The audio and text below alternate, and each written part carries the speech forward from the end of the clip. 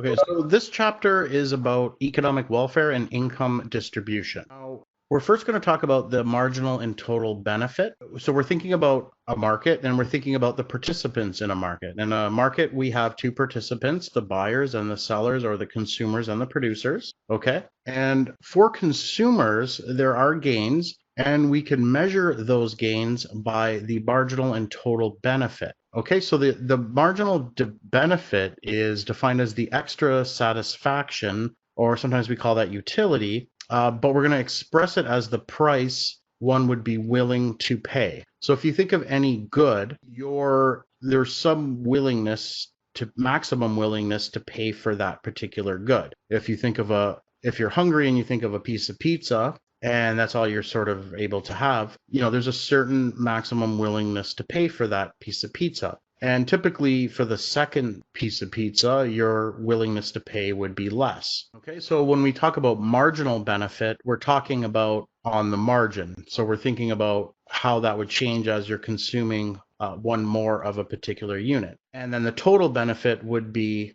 the total utility or satisfaction that you would get from consuming all of the pieces of pizza. Okay, so that's sort of the idea. Now, consumer surplus is another measure of, well, it's based on what we just talked about. Consumer surplus is just the difference between your maximum willingness to pay for a particular good and what you actually pay, which would be the market price. Okay, so more formally, it's simply the difference between what a consumer is willing to pay and the actual price of the good or service. And it's defined as a net benefit expressed in dollars terms from buying a product at its market price. So if we think of looking at the demand curve in a market, it would just be the area under the demand curve above the price. Okay, so let's look at an example. So here we have some demand information for pizza. So we have our demand schedule on the left, and we have our demand curve on the right, which is just plotting this information on the left. So in this example, if the price of pizza is $14,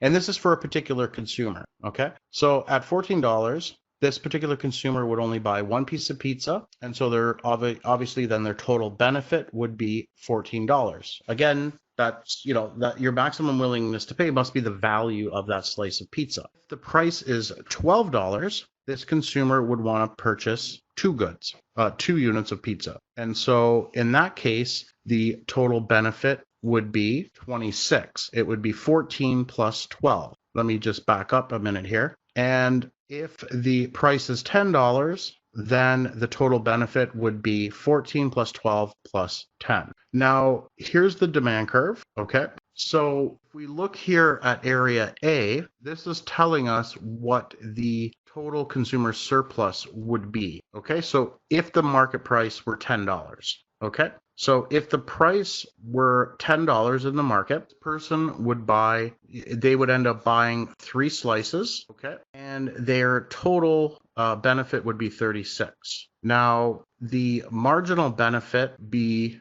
as we go along. So the first slice, they'd get a marginal benefit of 14. The second slice, the marginal benefit would be 12. And then the marginal benefit of the third slice would be 10. So if we look here, the total benefit from eating pizzas is area A and B. So it would be 36. Okay. So again, we're just looking at the different prices here. So if the price is 14, they're going to buy 1 unit. The total benefit is 14. Okay. But they paid exactly what their willingness to pay was. So there's no consumer surplus there. But if the price goes to $12, then they were willing to pay 14. So for the value for one slice is 14. So when they buy the second pizza, we get some consumer surplus. And then so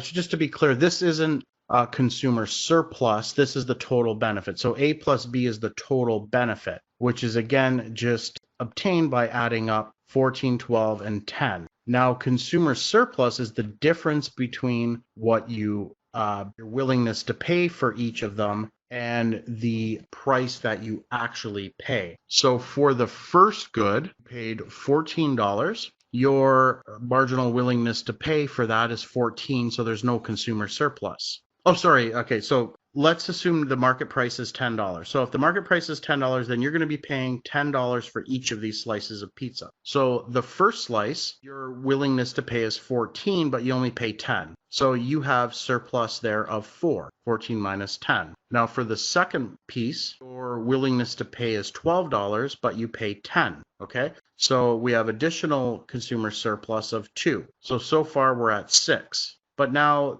the third slice, you pay the market price of $10, but that's exactly what you value it at. So there's no surplus. So the total consumer surplus then is 6 units, which is the area here under the demand curve, but above the price. Okay. So we could think of a larger market with many, many different consumers. And so you could think of them being all lined up here in terms of their willingness to pay. And so in general, then, the consumer surplus will be just the area under the demand curve above the market price. So in this example, it would be equal to 400,000 because at the market price, $10, the amount people would want to buy would be 100,000 units of pizza. And so, but if they pay $10, all of these people have marginal willingness to pay greater than $10. So the area here is the consumer surplus would be equal to 40,000. And to get this, we just take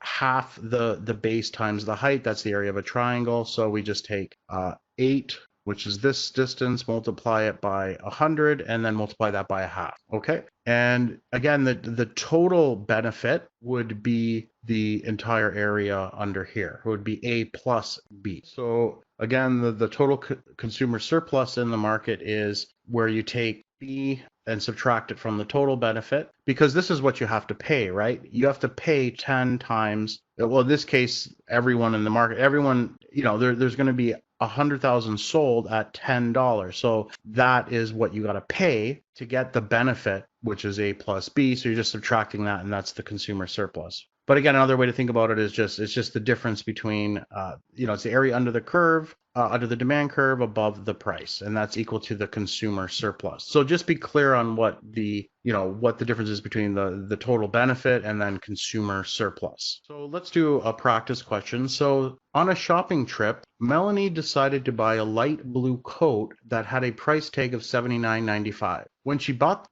the coat to the store's sales clerk, Melanie was told that the coat was on sale and she would pay 20% less than the price on the tag. After the discount was applied, Melanie paid $63.96, which is $15.99 less than the original price. Was the value of Melanie's consumer surplus from this purchase $79, $63.96, $15.99, or some other amount? So I'll just give you a sec to think about that. Okay, good job. So it's true, it's $15.99, but it's at least $15.99 because we don't know what her maximum willingness to pay was. She saw it at $79.95 and went to go buy it, but we don't know if it was $110 if she would have went to buy it as well. So we know the consumer surplus that she obtained is at least $15.99. Okay, is that clear? Now we talked about consumer surplus. Now let's talk about producer surplus. So producers get surplus as well. Producer surplus is the difference between the price received by firms and the lowest price that they're willing to accept in order to produce the good. So now we're talking about the area below the market price but above the supply curve. It's defined as the difference between the price received from selling each unit of a product and the marginal cost of producing it. And remember, the marginal cost here also includes economic costs. Look at an example. So here we're talking about now the suppliers of pizza. At a price of $10, producers supply 100,000 pizzas. At a price of 10, the producers would want to supply 100,000 pizzas. Now, again, there are some firms where it may not be only their accounting costs are higher, but their opportunity costs could be higher. And so they wouldn't be willing to get into producing pizzas at a price of $10 because their marginal cost would be too high. Remember, we can interpret the supply curve as the marginal cost curve. That was from a previous lecture. So at this price, all these producers here would have a marginal cost less than the price they're getting, so they'd be interested in offering for that for sale. And again, this includes the opportunity costs of the firm's owners, etc. So the implicit and explicit costs. Okay, so because the market price and the marginal costs are the same for the 100,000 pizzas, at this unit, at this unit price, there is no producer surplus. So we're saying this is just enough for this producer to produce that. If we're thinking, the difference going from 9.9 to 10 or something like that, that little marginal difference there, when we get right on the margin here, right at the $10, that's exactly equal to what the last firm would have in terms of their marginal cost. So all this area here is producer surplus. So it's the difference between the price they're getting and their marginal cost. And in this example, that would be 400,000. So for every previous pizza produced, price exceeds marginal cost, giving a total producer surplus equal to the area C. And that's, again, found by subtracting the area under the supply curve, but above the, the area under the price, but above the supply curve. Now, if we look at this total area here, this would be how much. So if you think about what the firm's going to get, they're going to get a total revenue of 10 times 100, right? That's this entire square, but they have costs associated with producing that. So the surplus subtracts area D, which would be the cost. Okay. So now let's talk about the case of perfect competition. So in a perfectly competitive market, the requirement of marginal cost pricing is met. And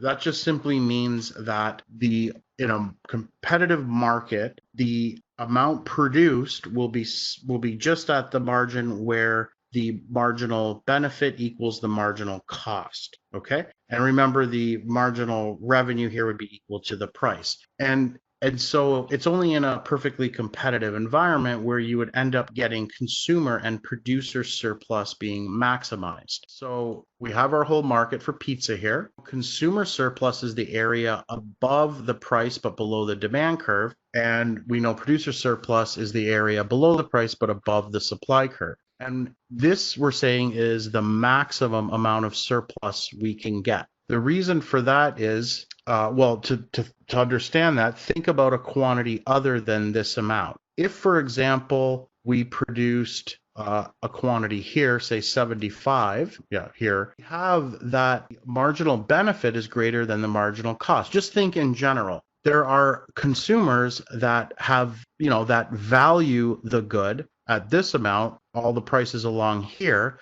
and there are firms or people that could produce this good with costs below that. So these are mutually beneficial transactions that should occur because they'll create value or surplus. So if we stop before 100, we have what's actually called a deadweight loss. So we have mutually beneficial transactions that do not occur. I'd like to give an example of this from my university years as an undergrad.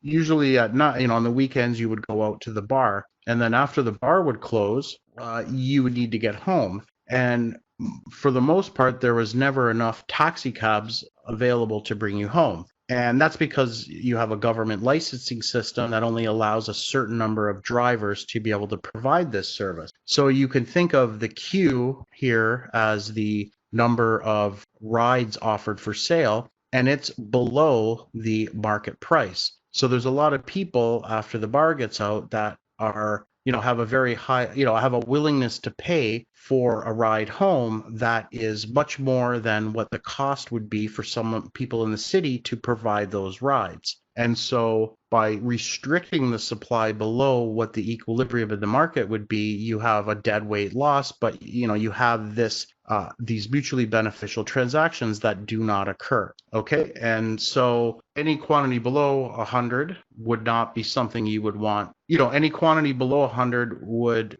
result in a deadweight loss because there's mutually beneficial transactions that could occur. Oh, someone's asking me to change the pointer. See if I can figure out how to do that. Am I in the right area? One sec, I'll see how I Excuse can me, do that. you can find it down the left corner. On here? You see, Just move the arrow down to the left. Here you should find something like to change the arrow. I don't see it. Let me. Just okay. No, you can go again because yeah, click anywhere now. Oh, okay. You just have to click and then it shows Yes. up. Okay, sorry about that. Yeah. So, okay, so where was I? So, any quantity below 100, you produce that amount. So, any amount below 100, you would end up with a dead weight loss because there would be mutually beneficial transactions that would not occur.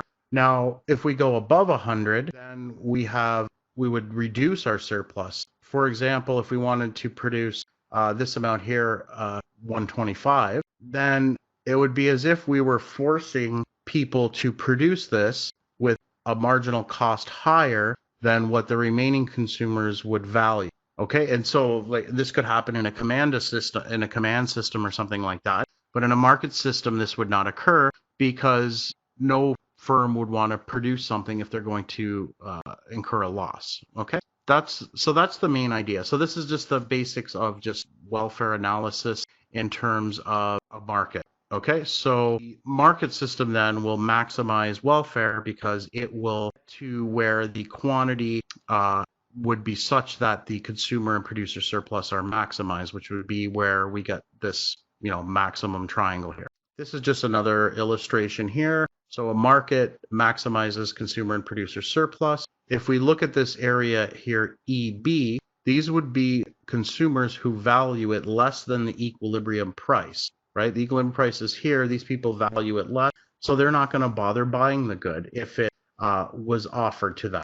Okay, so if you produce more quantity but tried to sell it at the equilibrium price, none of these consumers would want to buy. And then also, if you look at the segment E, these would be producers with costs greater than the market price. So if you force them to produce this good at the market price, they would lose money. Okay, and so they wouldn't, they wouldn't want to do it unless you force them. So in a market system, no one's going to be forcing anyone.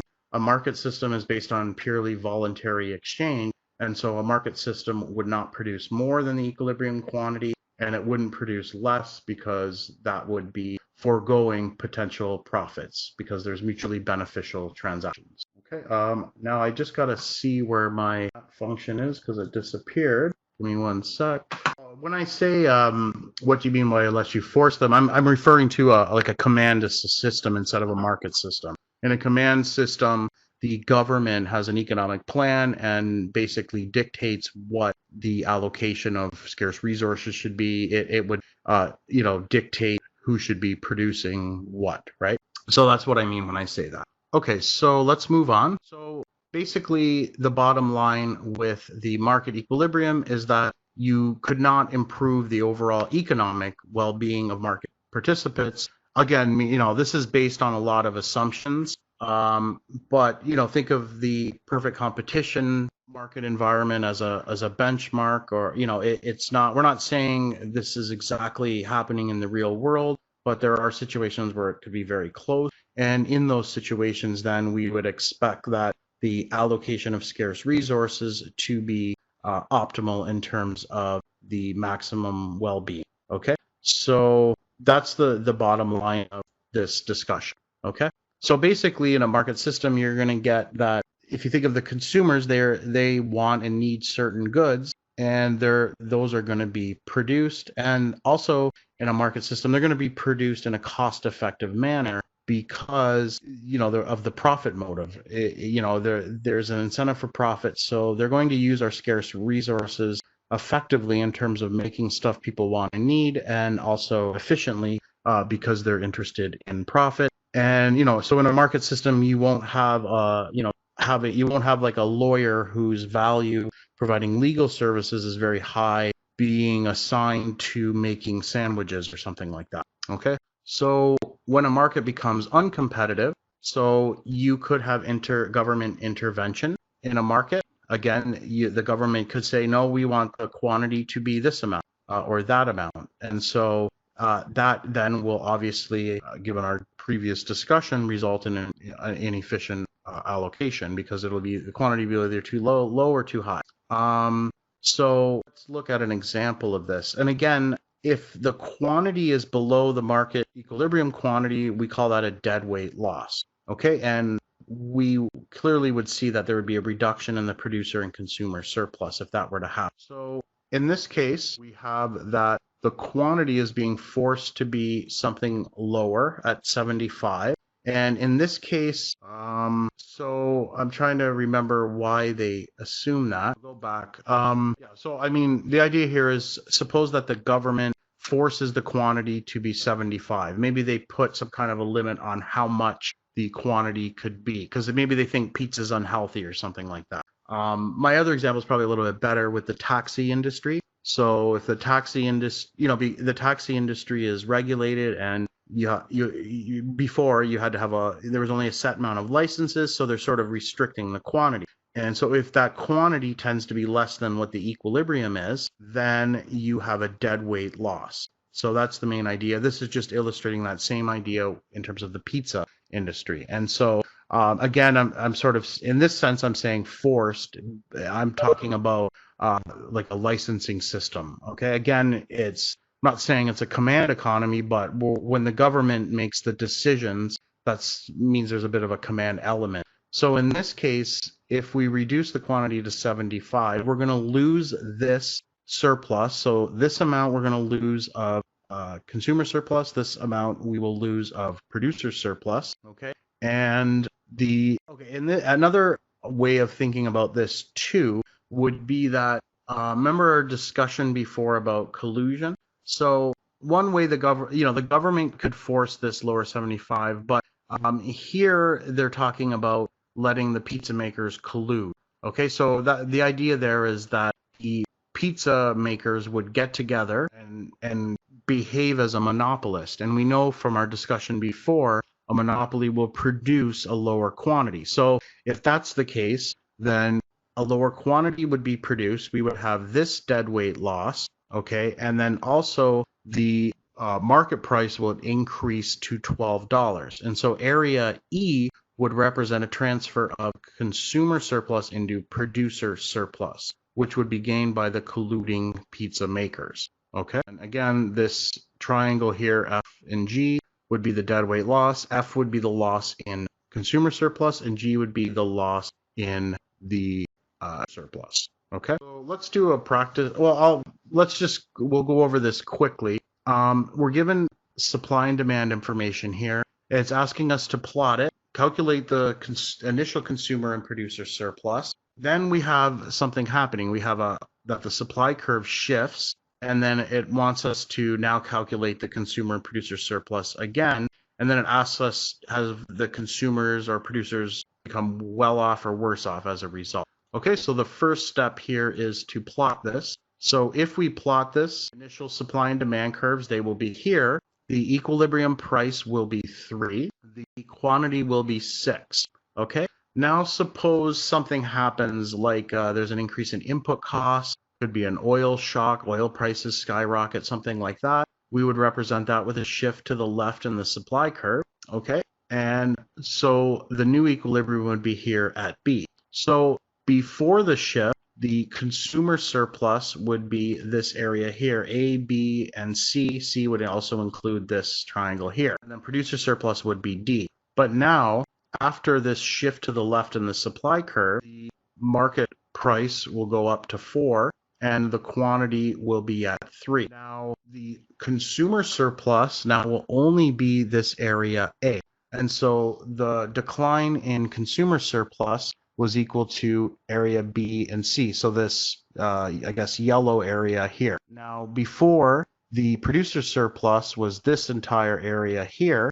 Now, it will just be the area B. And so B is smaller than this entire area here. Okay? So if you want to calculate the area of those triangles, all you do is use the formula for the area of a triangle, which is half the base times the height. Okay, so there was a reduction in both consumer surplus and producer surplus. So in that sense, we can say they've become worse off.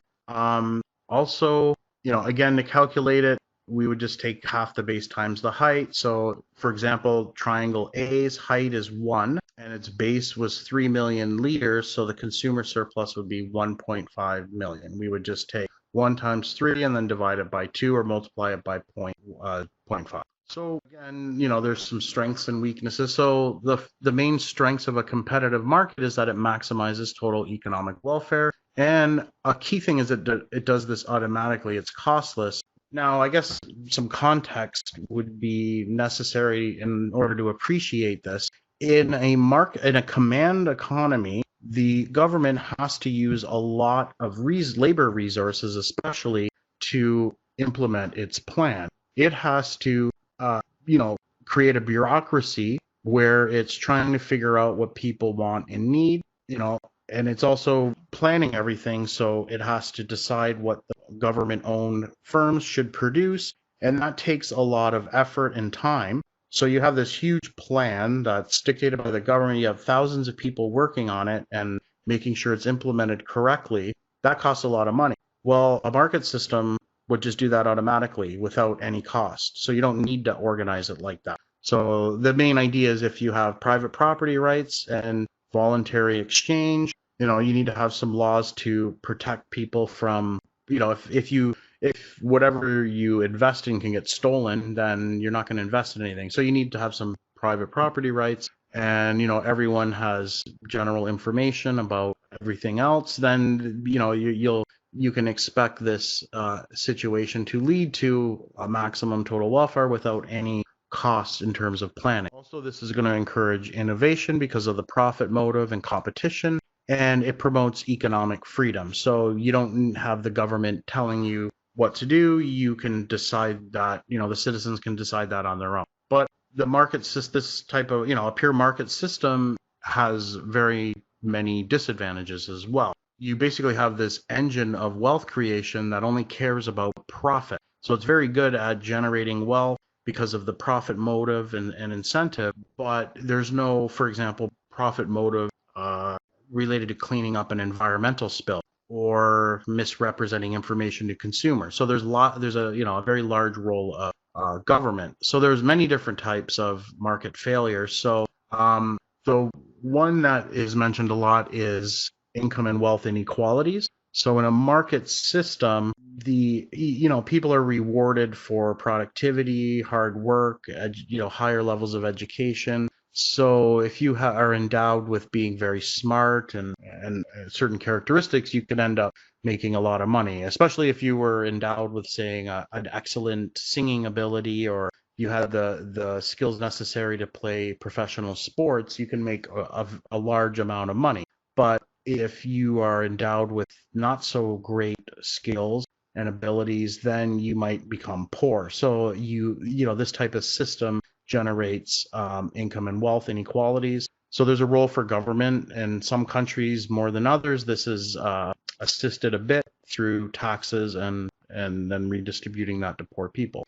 Now, in a command system, one of the benefits there is that you're not going to plan for unemployment or instability, because that wouldn't make sense. But in a market system, there's no plan, so you can have certain things like shocks or something like, the COVID-19 isn't exactly the best example because it's sort of the government forcing the economy to slow down. But in the last financial crisis, you had a very complex chain of events that led to improperly valued assets, etc. And when everyone got the information about that, you had a crash, and so you had people become unemployed. So basically, in a market system, you have a business cycle, and so there's some instability built in there, which is a negative thing. Now, in a pure market system as well, without a government, you could end up having competition, which is a regulator in this type of system, disappear.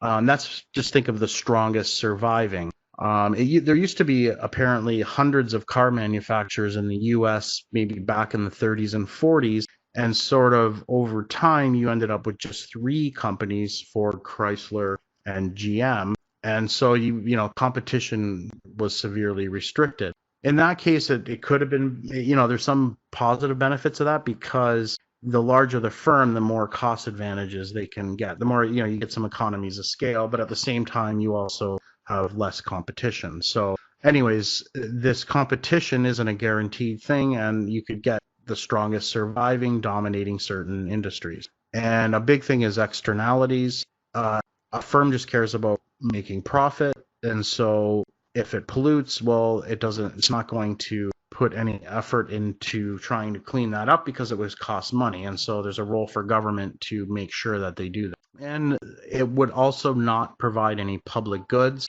If we had a pure market system, things like a fireworks display would not get provided, right? Because anyone can see it. So it's hard for a company to make money off of that because you could see it without paying. So there's an incentive for no one to pay. So it won't happen. Or if you think of maybe as a society, we think that in rural areas up north, they should have access to the internet. Well, a company has no interest in doing that because there's only a little amount of people. So it wouldn't justify the cost. They wouldn't make any money. So we have a role for government there to subsidize those firms to do such a thing. So yeah, there's lots of issues with a market system. There's many examples of market failures, and so it creates a role for government. Now, just we'll spend a little bit of time, just a bit on the whole idea of public goods. So public goods tend to have two important characteristics. They tend to be non-rival. Non-rival means that one person's consumption does not reduce the amount available for others. So if you view a fireworks display, then you're not taking away someone else's enjoyment of that. Goods that are rival, like such as a hamburger, when you eat that hamburger, no one else can eat that hamburger, right? So that would be an example of a rival good. The other characteristic has to do with excludability. So a good that is non-excludable is like the fireworks display. So in a fireworks display, it's pretty much near impossible or very expensive to prevent non-buyers from enjoying the benefit. So even those who did not pay will still benefit in some way. So that makes it difficult for the company to want to provide such a thing because they're likely not going to generate much revenue. So public goods tend to have these two features. So in that case, they're not going to be provided by the private sector or in a private market system. So the government would need to provide those. Let's see if you understood the definitions of non-rival and non-excludable. So looking at these following goods here, which are non-rival and which are non-excludable. So the first one, art galleries. That be non-rival, non-excludable, or both? That's right, Eric.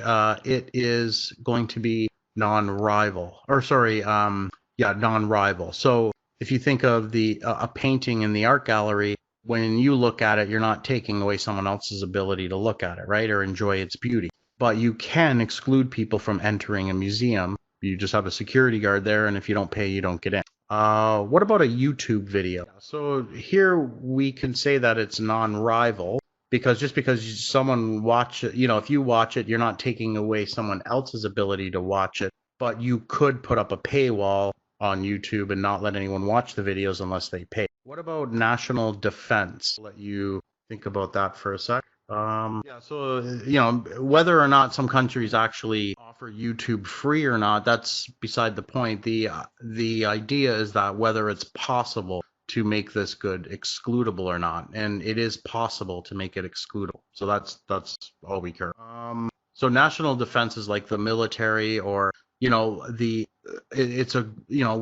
military provides a good, which is some sort of security within a country. Okay, so think of the good as just being secured from having a military. Now, is that non-rival, non-excludable? Okay, so let's think about a rival. So if you are protected, does that take away the protection of someone else? Generally, no. So we would say it's non-rival. Can we exclude people who don't pay their taxes from getting protection from being in the country? Not really. So in this case, we would think of this as having both the characteristics of being both non-rival and non-excludable.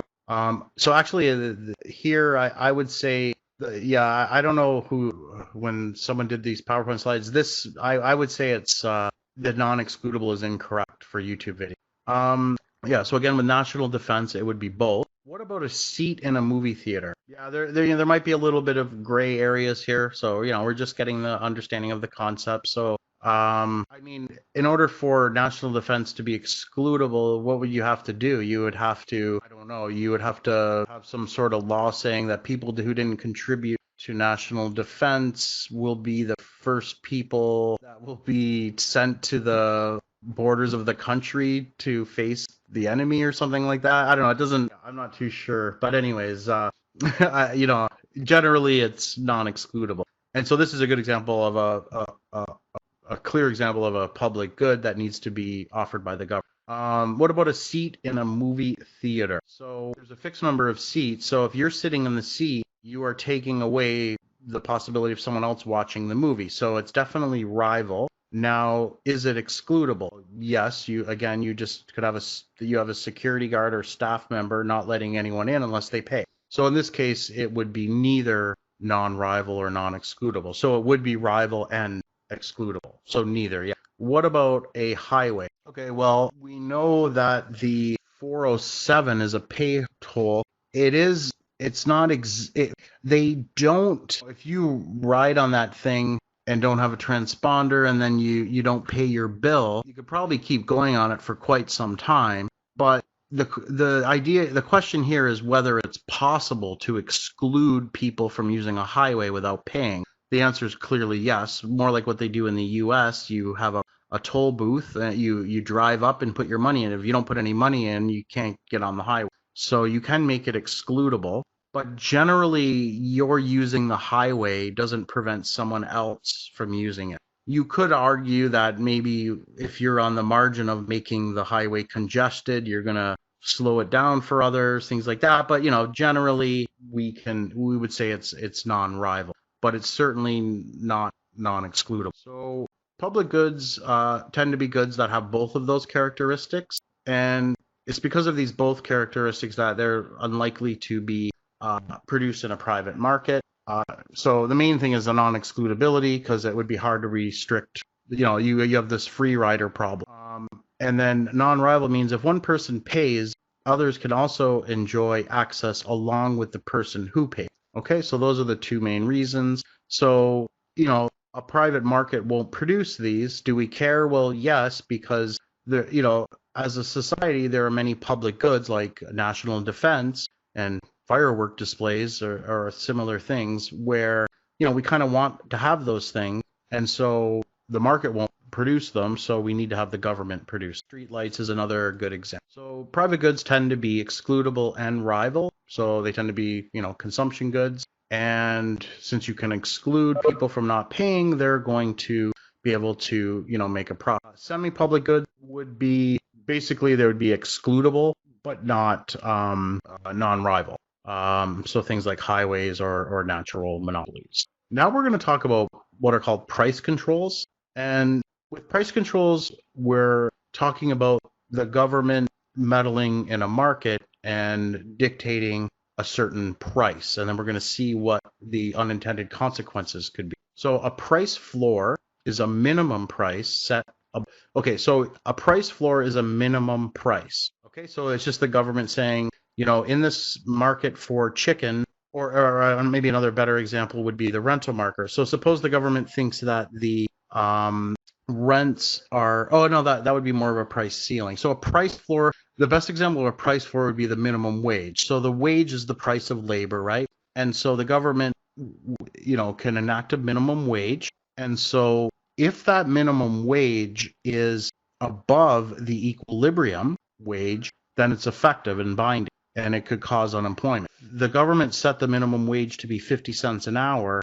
That's going to be below the equilibrium price likely, because that's there's no one willing to work at that low wage, right? So it wouldn't really be effective. So a price floor is a minimum price, and in order for it to be effective or what we could call binding, it has to be above the equilibrium price. Okay, we'll look at an example in a diagram. And in this case, it'll result in a surplus in the market. A price ceiling is the opposite. It's a maximum price. So suppose the government doesn't like how high rents are in Toronto. They might say, well, you know what, let's put a price ceiling on rents and say that no apartment, any one bedroom apartment, the maximum rent for a one bedroom apartment is $1,500. So that would be the example of a price ceiling. And given what rents are now in Toronto, that would be binding because that's likely going to be below the equilibrium rent. If the government said, we're going to make sure that, we're going to put a law that the rent on a one-bedroom apartment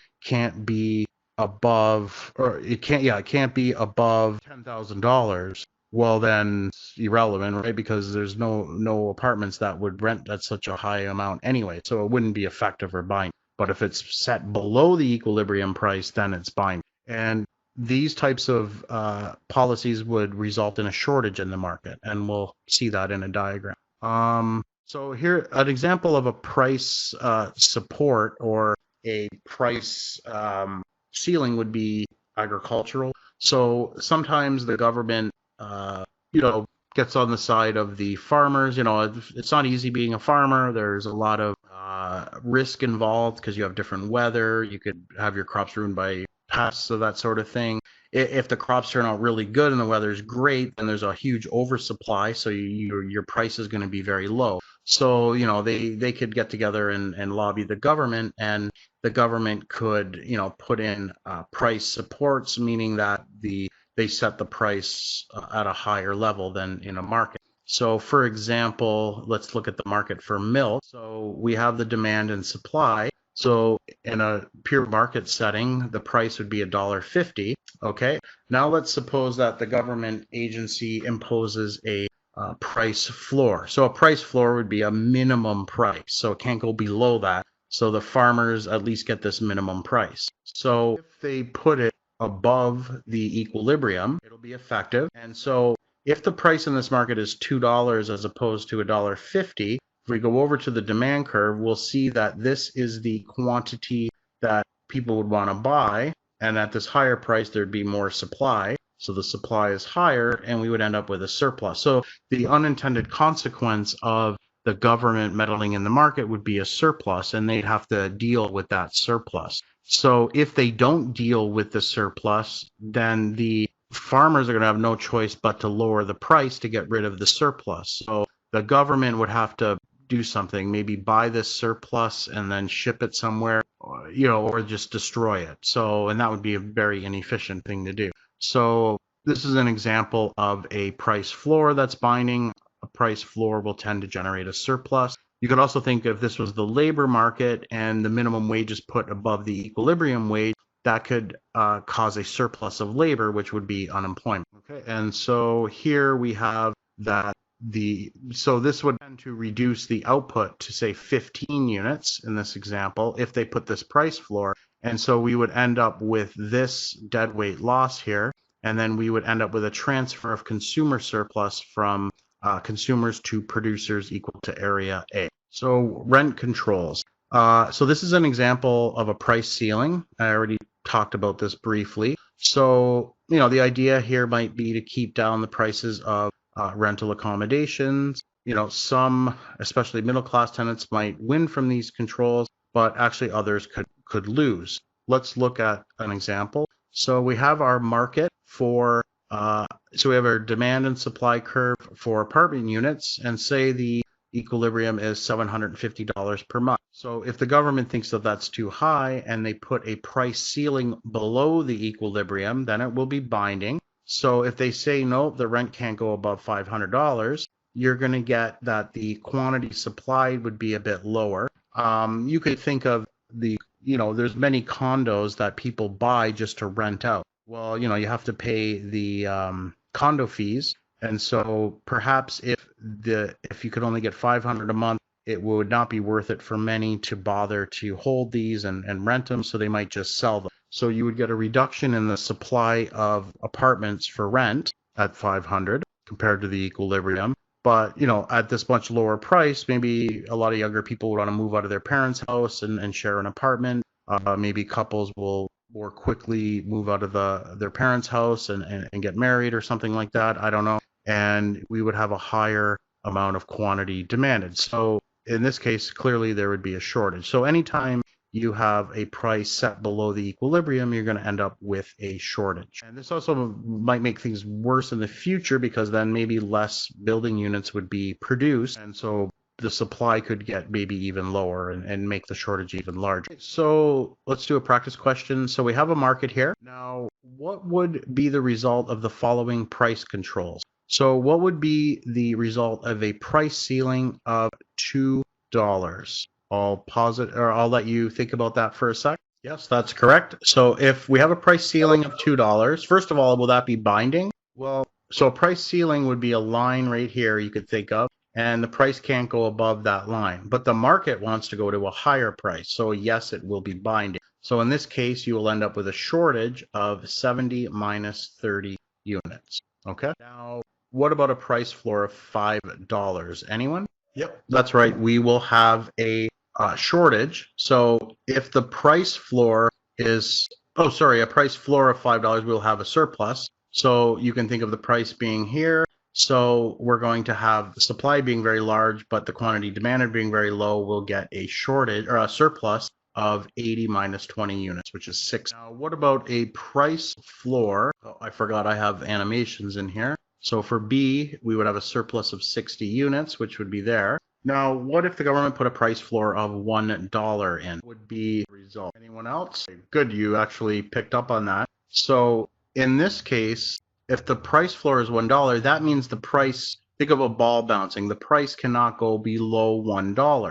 But the market doesn't want to go below $1 anyways. Market equilibrium price is above $3. So in this case, this price floor would have no effect. It would be non-binding or ineffective. I'll let you do this for homework. I just want to make sure we finish the lesson on time. Now we're going to talk about the distribution of income. So we can describe the distribution of income using what's called a Lorenz curve. And we'll see what this is in a moment when we look at the graph. It's a curve that shows the cumulative distribution of income for households categorized into 5 groups based on their income level. So if you were to think of lining up the entire population, and at the beginning it would be the people with the lowest incomes all the way to the richest person at the end, and then you divide that line into 5 different sections, equal sections. Okay, and then within each of those sections, if you were to, look at the average income in that section, and that's essentially what we're thinking about. So let's look at some real data. So I'll put up the entire table. So here what we're doing is we're doing this for different years. So in 1961, if we lined up everyone and then put them into the 5 different groups, and we took their the percent of their total pre-tax income as a proportion of the overall average, we would get this distribution here. So basically, in that lowest 20%, that lowest income segment, their incomes represent only 4% of the overall economic pot. Okay, so their average income was $15,000. Okay, so that represents only 4% of the total incomes. And then we see that this increases,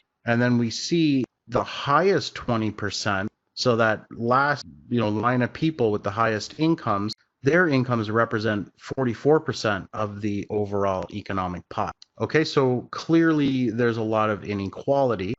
One thing to note with this, though, is that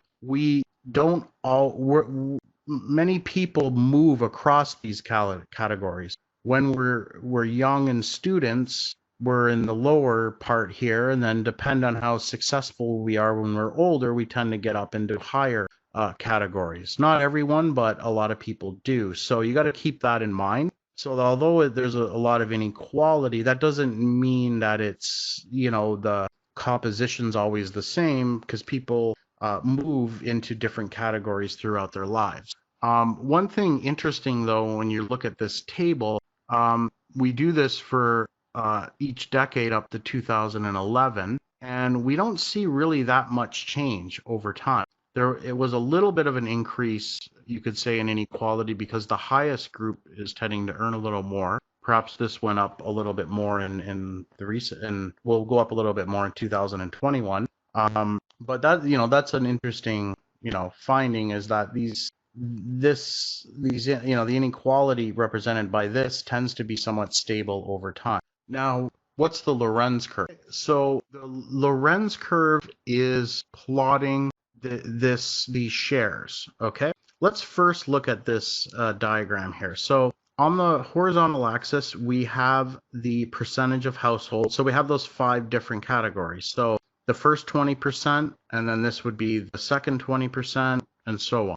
Now, if everyone had the exact same incomes, then the first 20% of households would represent the first 20% of income. And then when we add the next 20% of households, they will correspond to the next, the 20% more increase in the income. So this is the cumulative share of income. So if we have a perfectly 45-degree line here, then as we go up the range of households, they all had the same income, we would just be increasing the cumulative share of income on a one-to-one basis like this. And so this is the case of perfect equality. Now, suppose that everyone had 0 income and there was only one person with all the income. Well, then when we look at the first 20% of households, there's going to be 0, cumulative share of income. There's 0, 0, 0, and then right at the end,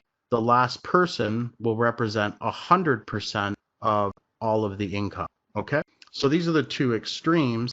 When we plot the Lorenz curve, it'll be somewhere in the middle. So if we look at the income distribution for 2011, plot the shares, we will get the Lorenz curve. So to do that, what we would do is plot, the first point we would plot would be for the lowest 20%. So the lowest 20%, as we saw before, their cumulative share of income was 4%. So we would have a point right there where A is. Now, if we look at this second group here, they have a 10% share of the overall income. And so we're doing things cumulatively here. So the cumulative share of income now would be 14, which would be the 10 plus the 4 from the previous group. So that would be point B. And then now we go to the next group, we're going to add the one from before plus that group's share of income, which was 15%, and plot that point. And then we do that for all 5 groups, and we end up with what is called a Lorenz curve, which is this red line here. Okay, so clearly we don't have perfect equality and we don't have perfect inequality. We can use this diagram to get a measure of inequality, so we'll look at that next. So I've already mentioned this. Again, if you plot the Lorenz curve and it's very, very, very close to a 45-degree line, then, this economy tends to be, there's not much inequality in this economy. If it tends to looks more like the perfect inequality, basically it's going to be like a L-shaped thing, as close as possible to the x-axis and the y-axis on the right. That would be showing more inequality. So a way we can actually get a number for the inequality would be to use what's called a Gini coefficient. And this is just the area A here divided by A plus B. So this area here, the larger, okay, so if this was if this red line tended to be very close to this perfect equality line, then the area A would be very small. And so we would almost be getting, dividing something close to 0 by A plus B, so we'll get something close to 0. And so the Gini coefficient would be very small. If, for example, we plotted the Lorenz curve and, we had something going like this, and then it jumped up here, then the area A will be very big, and we're dividing it by A plus B. So in the case of perfect inequality, where if we plotted the data, we just had one person here with all the wealth, then A would be pretty much equal to B. So A over A plus B would be close to 1. Okay, so the Gini coefficient is A divided by A plus B. The closer this figure is to 0, the more the incomes are equal, and the closer this thing is to 1, the more the incomes are unequal. Okay, and so again, to measure it, you would have to find the area here of A and then divide that by this entire area here, which is A plus B. And again, the coefficient will vary from 0 to 1. 0 is perfect equality and 1 is perfect inequality. Okay, so let's test your knowledge. So suppose we have a hypothetical country called Libra. There are 5 households with annual incomes of 5,000, 10,000, 50,000, 30,000, and 40,000. Calculate the shares of total income earned, and we're going to plot the Lorenz curve and, get a sense of what the inequality is. So how do we calculate the shares of income? Well, we're told that this first group, the first 20%, have an annual income of 5,000. And we know that the total income is the sum of all these. Okay, so then we're going to take the sum of income, so the total economic pie is 100,000. So for the first group, we're going to take 5,000 divided by 100,000. For the second group, we're going to take their income, 10,000, divided by 100,000, and so on. And so when we do that, we get that the share of income for the first group is 5%, the second group is 10%, third group is 15%, the fourth group is 30%, and the fifth group is 40%. And if we look at the cumulative share, which is what we'll plot for the Lorenz curve, it would be equal to this. So here we're just taking a ongoing sum as we move to the right. So first one's going to be 5, second one's going to be 5 plus 10 is 15. Third one's going to be 5 plus 10 plus 15, which is 30, etc. So now if we were to plot this thing, so if we were to plot those different cumulative income shares, we would get this curve right here. And so the Gini coefficient would be whatever the area is under this curve. That would be quite difficult to calculate. You would actually need the, I guess you could roughly get a value by assuming maybe these are triangles here and there. But really you would need to have what the formula is for this curve here and then use calculus to find the area under the curve. I won't ask you to do that, don't worry. You maybe just be told what the areas are. So the answer is already given for this. If I can, these don't show up. Okay, so if incomes rise for both low income and high income workers, but rise less for the high income workers, which one of the following is correct? I'll give you a sec to think of that. Okay, yes, the answer is D. So clearly we have incomes rising more for the poor people, but less for the higher people. So things would tend to, the inequality would tend to would tend to fall. When going over the arguments opposed to government intervention, one states that society must accept a something degree of inequality if it wishes to have a something level of economic output. I'll give you a sec to think about. Yep, good job. The answer here is C. A likely outcome from taxing the rich at a high percentage in order to something income would be discourage entrepreneurship and work. So, we're thinking about if we tax the rich more, what's the consequence? Or what are we doing when, like in Canada, our tax system is progressive. So the marginal tax rate increases as you get higher and higher incomes. If you're at a very high income, say 160,000 per year, and you make an extra dollar, you're probably going to give close to 50% of that to the government. But if you only make 10,000 and you make an extra dollar, you're probably going to keep most of it. So that type of tax system, what is it essentially doing? So the correct answer is you're sort of smoothing earnings. You're actually also, you're kind of redistributing income from the rich to poor. And then one consequence of that could be you would discourage entrepreneurship and work because these people would tend to get the higher, the higher income, or people working overtime or something like that. So yeah, I think here, B or C is sort of the same thing. I'm not sure how this question came about, but if this was on a test or something, I would give you credit for answering either B or C. But really, taxing the rich at a higher percentage is like what our tax system does. And it could have the potential outcome of discouraging hard work and entrepreneurship. And the reason why they do that is to smooth earnings out or essentially redistribute. So maybe B and C should be combined. This last section, I think, so if you want to make a note, you can skip this last section on excise taxes. Okay, so that brings us to an end. Again, you can skip the section on excise taxes. You can also skip the section 7.2, read public goods on page 180 though, and skip 7.5 on wages. And here are some practice problems that you can complete. Okay, talk to you later. I'll send some information out soon regarding the midterm. Take care for now. Bye.